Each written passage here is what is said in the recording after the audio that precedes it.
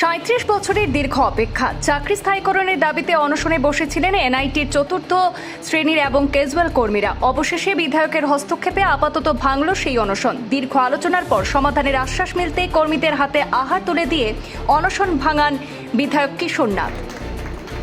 গত 10 আগস্ট থেকে চাকরি স্থায়ীকরণের দাবিতে অনশনে বসেছিলেন এনআইটির চতুর্থ শ্রেণীর এবং ক্যাজুয়াল কর্মীরা। দীর্ঘদিন ধরে কাজ করলেও তাদের চাকরি স্থায়ী না হয় এই আন্দোলনের পথে হাঁটেন কর্মীরা।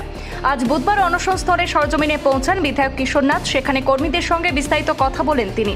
কর্মীরা তাদের দীর্ঘদিনের সমস্যার পাশাপাশি অসুস্থ এক সহকর্মীর বিষয়েও বিধায়কের সামনে তুলে ধরেন। সমস্যাগুলি শোনার পর বিধায়ক আশ্বাস দেন বিষয়টি নিয়ে তিনি রাজ্যের মুখ্যমন্ত্রী ডক্টর হিমন্ত বিশ্ব শর্মার সঙ্গে কথা বলবেন এবং প্রয়োজনে উদ্যোগ নেওয়ার চেষ্টা করবেন। এরপর এনআইটি পরিচালক দিলীপ কুমার বৈদ্য এবং বিধায়ক কিশোর নাথের উপস্থিতিতে দীর্ঘ আলোচনা হয়। আলোচনার পর কার্যকর সমঝোতা তৈরি হলে আপাতত আন্দোলন প্রত্যাহারের সিদ্ধান্ত নেন অনশনরত কর্মীরা। এরপর বিধায়ক নিজেই অনশনরত কর্মীদের হাতে আহার তুলে দিয়ে তাদের অনশন ভঙ্গ করান। কর্মীদের বক্তব্য, ডিলিমিটেশনের পর তাদের এলাকায় বিধায়ক কিশোর নাথের বিধানসভা এলাকায় অন্তর্ভুক্ত হয়, আর সেই কারণে তাদের দীর্ঘদিনের সমস্যার প্রতি বিধায়ক দায়বদ্ধতা দেখিয়েছেন বলেও তারা জানিয়েছেন। অন্যদিকে এনআইটির পরিচালকও সমস্যা সমাধানের প্রক্রিয়ায় সহযোগিতার আশ্বাস দিয়েছেন বলে জানা গেছে।